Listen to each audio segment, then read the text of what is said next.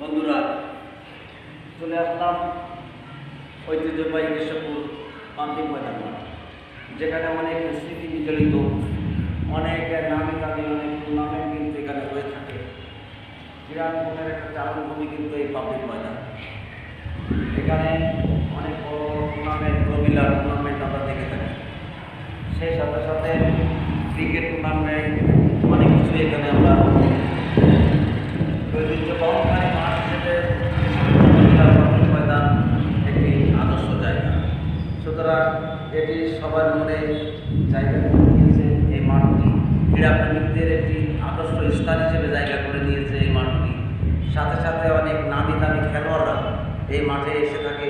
দেশ বরেণ্য খেলোয়াড় সহ অনেক প্রবাসী খেলোয়াড় রয়েছে, যারা ফরেন খেলোয়াড় হিসেবে পরিচিত। নাইজেরিয়া থেকে এখানে অনেক খেলোয়াড়কে আমরা দেখে থাকি।